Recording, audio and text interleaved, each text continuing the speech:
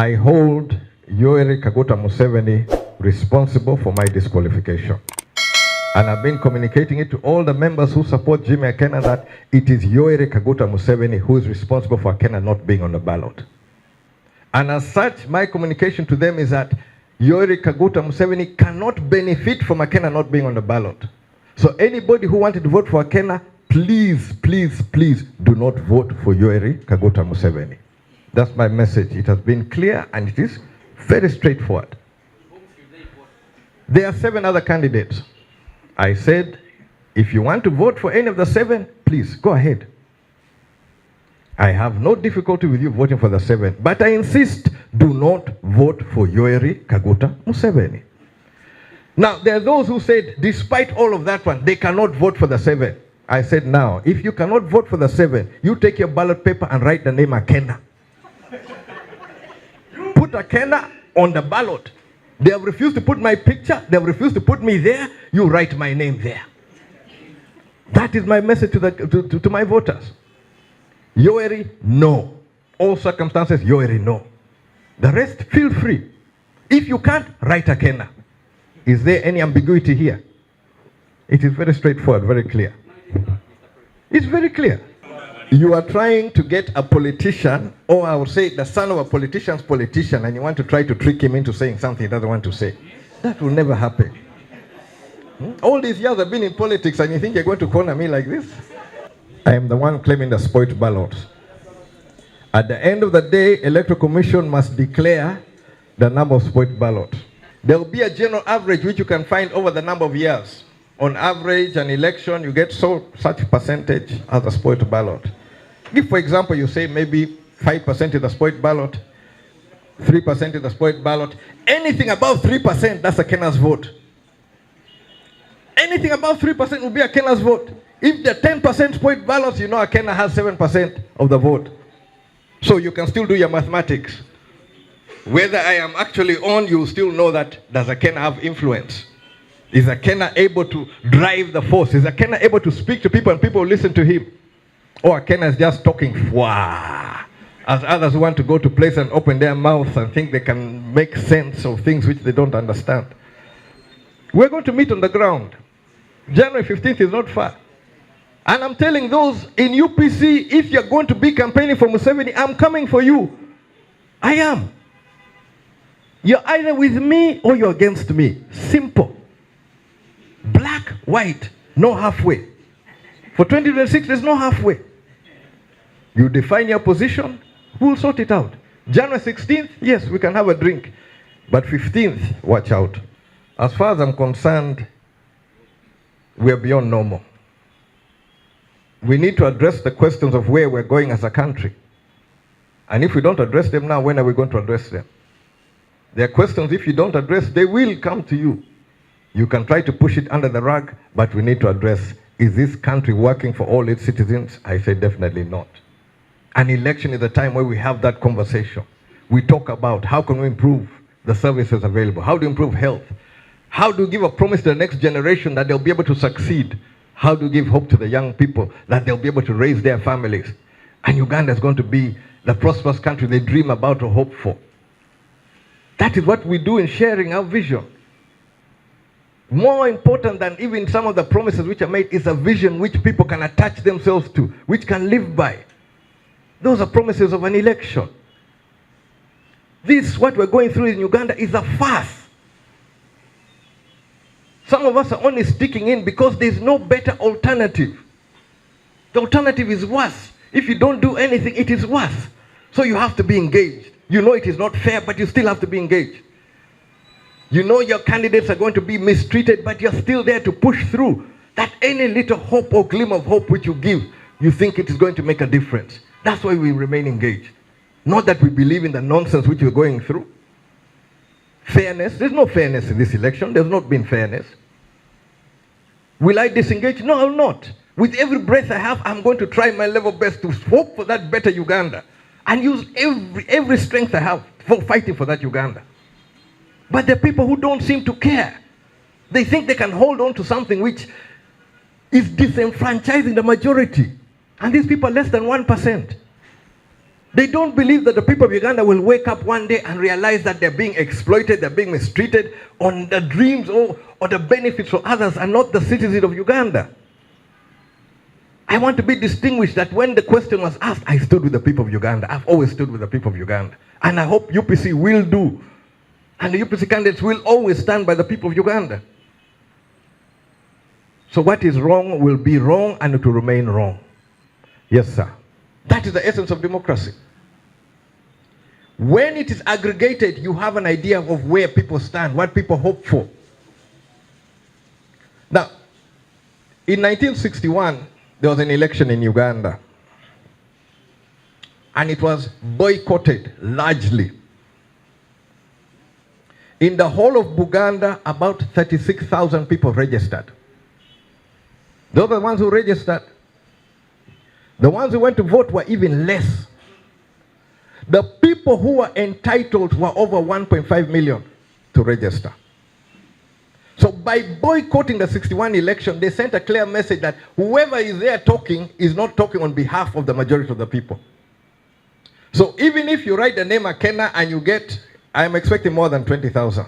Because at the time when the registration and interference came in UPC, we had registered 451,000 in our grassroots structure in the areas where we had conducted the grassroots election. My target would have been at least well over 1 million, 1.5 million, but by July of this year, we had crossed 450,000 in our book. So definitely we expect far more than that one. If you're saying, writing Akena, it will send a message that Akena is not somebody who's just talking from out of the air. He has a base. He has support. And what they're doing by disqualifying me is to try to dismiss me in the conversation of the transition of tomorrow. That Akena is not there. Akena has no base.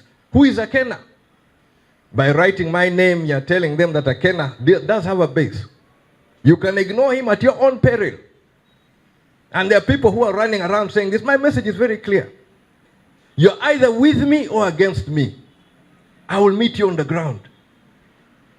In this election, I'm going to the ground. I'm going to be campaigning. If Akena has no influence, ignore him. After all, the election will pass. If Akena can influence the ground, beware. Akena is not your average run-of-the-mill person who doesn't know what the hell is going on in politics. What is going on, and to excuse me for the language which I'm going to use, is bullshit. It's absolute bullshit. You call this election? No, it's bullshit. But we have to stick for the people of Uganda. The only better future is when we're involved, when we're trying to guide. But as far as the election is concerned, no, this is not an election. We go through the motions, but it's not an election. Yes, sir. Such questions. Because there's a lot of hypotheses. I don't deal in hypotheses, I deal in real politics. What I can influence on the ground, I'll do it. What I can campaign, I'll do. What I can change, I'll do. What I can say which will have an influence, I'll do. But hypothesis, if this happens, that happens, no. I am wrestling here. On the surface, it may look whatever, but we're hitting each other. We get hit, I hit back. That is a campaign. So, hypothesis, are we going to change?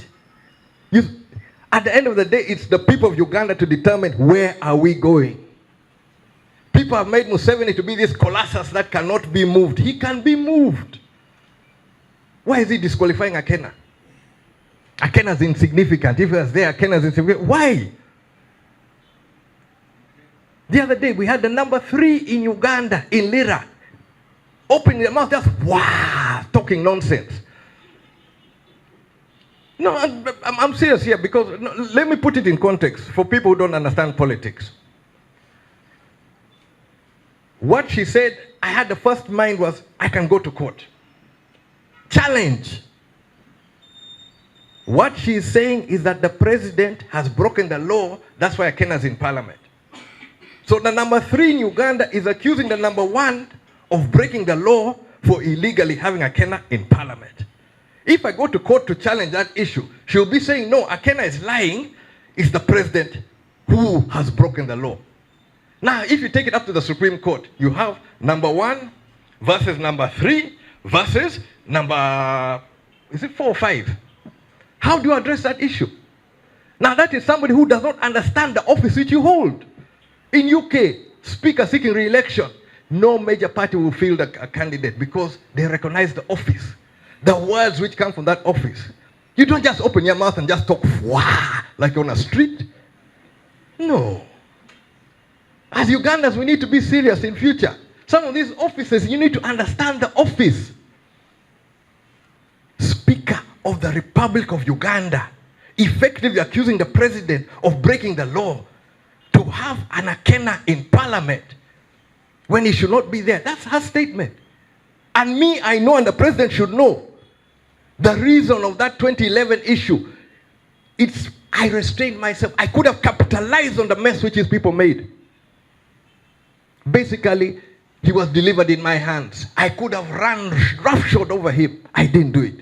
And then somebody now comes there, oh, you saved the Akena. Stupid. That's nonsense. Until the last moment, I can't. Surrender to what? People are fumbling around. Some don't even know what they're doing. And I sit there and watch. President lying year after year, election after election. Oh, we're going to do this road, we're going to do this road. Then you blame civil servants. Oh, this, I don't. Every year, nothing happens. So, I still believe UPC is the best solution. And I know I have been locked out outside of the normal ambits of the functioning issues of a state and the rule of law. So I appeal to a higher power, but I also appeal I should be on the ballot. According to who? According to who? Time is out. So because time is out, you cannot do the right thing. So the presence of the army and police with their high-handedness on civilians raises a lot of concern on the electoral process. Earlier on, I raised my concern, and it continues to be there, that the internal security organization, I failed to understand their role in and the democratic electoral process, which involves all the citizens of Uganda. But their involvement as far as tracking the collection of signatures for presidential aspirants became apparent. And their involvement in trying to intimidate citizens to withdraw signatures at various levels. What the National Unity Platform presidential candidate, Robert Chagulanyi, and his supporters have undergone while campaigning in Acholi, West Nile, Ankole, Kawempe, and various parts of the country is totally unacceptable and needs to be condemned by all. The excessive use of force and the ugly scenes of brutality which we witnessed in Gulu on the 6th of December are totally uncalled for and should be discouraged at all costs. The UPC joins other stakeholders to demand immediate investigation into the matter and bring the culprits to book. As UPC, we continue to reiterate that the army should be withdrawn from elections.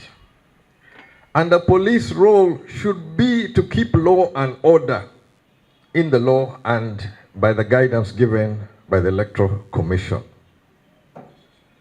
In other words, they have no business in trying to determine the outcome. The party observes with great concern the emergence of shadowy groups, some calling themselves ghetto youth, who are exhibiting violent behavior, sometimes in plain view of those who should be maintaining law and order. And this is something which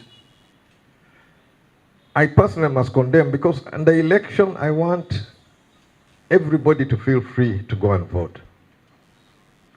There are those who have sat on their vote for years. An election is where all of us as a country should be able to come together and vote. These people running around clobbering others discourage the silent majority. But it's time for the silent majority also to come up and speak. Let their voices be heard. I would love that the national campaigns be conducted in a free atmosphere. And as UPC, we're committed to doing our campaigns and giving our issue-based approaches to the problems which the people of Uganda face, and do it in a peaceful way. As the president of the Uganda People's Congress, I had the opportunity to campaign with some of my candidates in Teso, which I began on the 30th of November, and I did most of this campaign from the landing sites of the Greater Lake Kyoga Basin. And largely I highlighted issues concerning the fishing communities, their livelihoods, and the question of compensation of cattle, which affects Teso, Lango, and Acholi, and the unfulfilled promises of the president. It is interesting that I have not been attacked on any of the issues which I raised, but the attacks are coming in a different direction. I also wish to inform members that have been running what we call a UPC Special. It's a tool which we've been using over the years to help fundraising and supporting candidates. I was able to launch this on the 26th of November to collect whatever little funds to support our candidates. Unfortunately, last Wednesday, we were not able to run it because I was coming back from Serere, and while en route, we were not able to run the broadcast. But this evening, we'll be running the broadcast from 8 to 9 p.m., and we have lines for contributions to support the UPC candidates.